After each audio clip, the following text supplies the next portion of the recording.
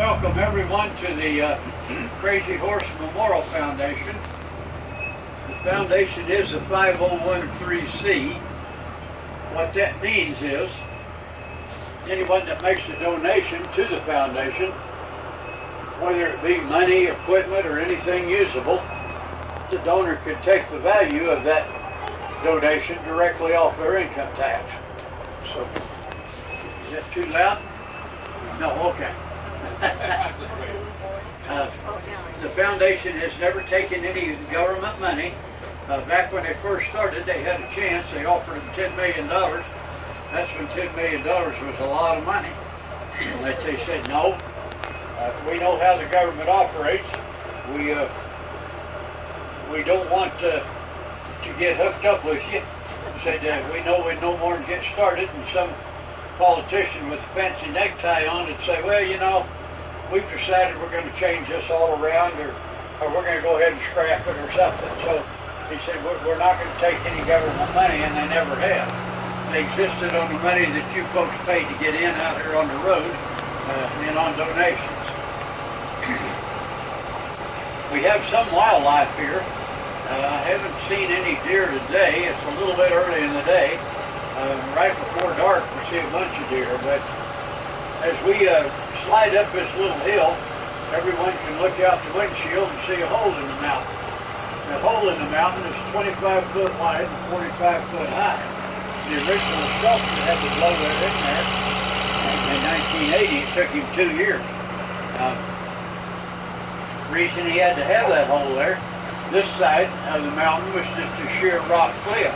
They had no way to get up it or get down it to work on it. They couldn't do nothing. Those lines that you see on the mountain now, that's not a road going up there, but it's where they come out and just cut some rock ledges so they can get a rock drill or a rock saw or something on those ledges, and when they get ready to work on that horseshoe bed, they'll be able to stand on those ledges and work. This project started many, many years ago. This was the home of the Lakota tribe. Crazy Horse was a Lakota. This was his home. Chief Standing Bear watched him make Mount Rushmore. He said, man, he said, us Native Americans have had some great leaders. We've had heroes. We deserve to have a Native American sculpture here in the Black Hills.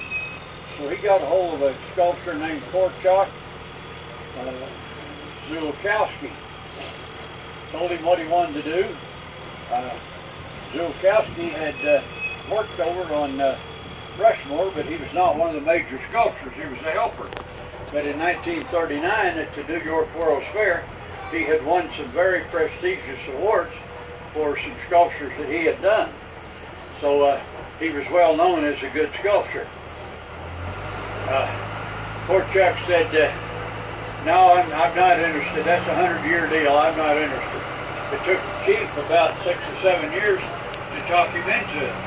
Finally did. Korchak said, okay, let's do it. They picked out this mountain here that they're using and went down to the Forest Service. The Forest Service is part of the federal government. Told the Forest Service what they wanted to do. The Forest Service just laughed in the face. Said, you guys are crazy. It ain't going to happen. Said, just go home and forget it. That was in 1947, and the white man and the Native American had not learned to live together and try to help each other out like we do today. The white boys at the Forest Service, they had a little power over the Native Americans, so they told them, nah, forget it, go home. And the chief in Korchak was real disappointed. They didn't know just exactly what they was going to do. Korchak got to checking and found out if you could get a mining claim. At that time, the mining claim basically read, you worked this claim for 2 years, you owned it, it's yours. It didn't say anything at all about how you had to shape your claim or how you had to work it, just you had to work it. He thought, okay, maybe that's our chance. So he had to go back east to get him a mining claim, and I think he had to go to Minneapolis. It took him a while. He got back, had another real big disappointment. There was a man and his son that had a claim that was older than his, that encompass part of this mountain right here. So he got to talking to the old man, the boy, and he said, look, what we're trying to do is make a Native American sculpture in the Black Hills that we want it to honor and be a tribute to every Native American tribe on the North American continent, all of them. The old man, the boy, thought about it, and they said, well, you know, that's a feasible deal. So the three of them made an agreement that they, all three, would stay here and work on this project and help each other all the rest of their lives, which they did. And it worked out good for all three of them. That's kind of how they were able to get a hold of this mountain. This gravel road that we're driving on used to be up there in front of Crazy Horse's face somewhere. Whenever they would make a blast, some of the boulders would fly down. Some of them they had to take a dozer and push down. A few years ago, they got too many.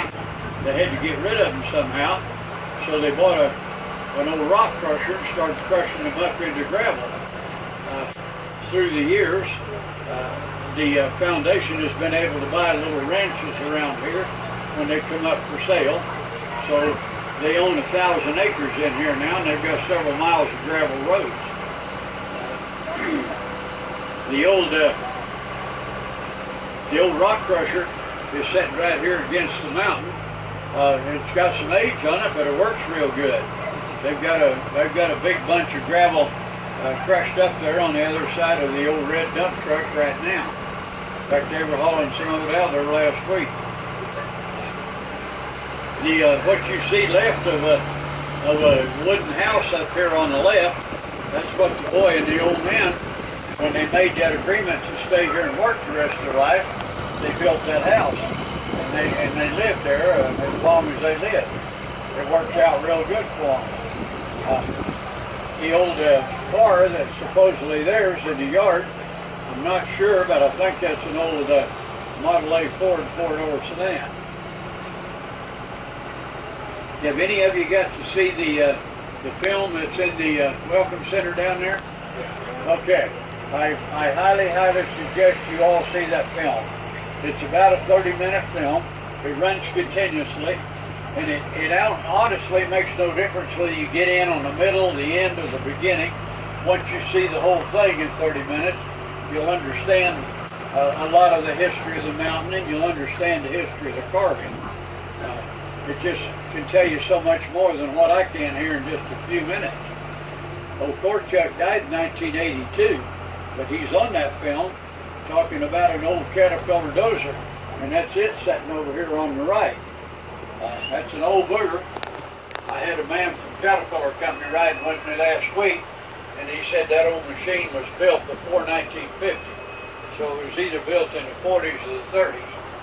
Korchak talks about having it up on top. One of his boys driving it, they were pushing boulders off the side, make room to work. He come up on one push, the brakes failed. The old Caterpillar shot off the side. The boy jumped off. He said he was lucky he landed on the only soft spot there was on the whole mountain. So it didn't really hurt him. The old Caterpillar went out, turned a complete flip in midair, landed down below on his tracks, and the engine was still running. So quite some time ago, Caterpillar heard about that story. They came out here, made an agreement with the foundation, said we want to use your story. We want to take some pictures. We want to make a commercial about how tough Caterpillar equipment is.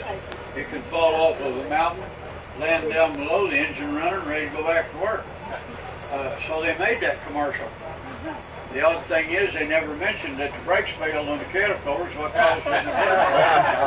So I'm kind of thinking maybe the commercials you and I see today, they might not tell us the whole truth either. They might just kind of tell us what they want us to think. We're going to stop right down here at the pylons. Everyone that would like to is welcome to get off the bus, and we'll take some pictures. It's a real clear day and the pictures are coming out great. I'm not exactly known as a world famous photographer, but if I can run someone's camera and take a picture of a couple or a family or something, I'll sure try to. But,